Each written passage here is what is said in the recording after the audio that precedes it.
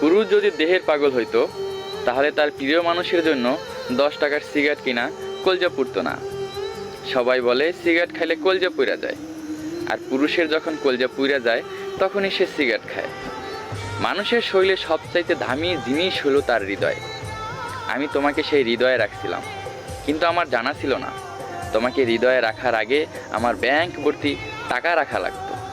তাই তো আজ গরিবের ভালোবাসা বড় লোকের গাড়িতে করে চলে গেছে। হে মায়াবতী, আমি তোমার মায়ায় পড়ছিলাম। তুমি কালো হও কিংবা দলা হও, পৃথিবীর সবচাইতে সুদর্শন নারীকেও তোমার কাছে হার মানায়।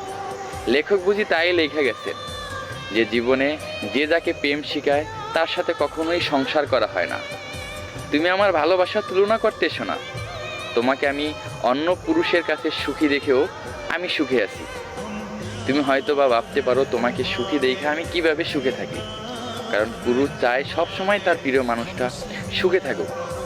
কিন্তু একটা কথা তুমি মাথায় রাখবা মায়াবতী, মিথিলাও কিন্তু নিজের সুখের সন্ধানে তাহসানকে ছেড়ে গেছিল।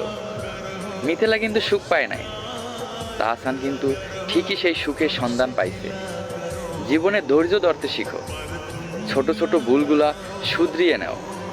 না হয় তুমি যে ভুলটা 1 সপ্তাহ পর বুঝতে পারবা এবং ভালোবাসার মানুষকে হারাই ফেলাইলে 100 যুগেও তাকে আর খুঁজে পাবা না।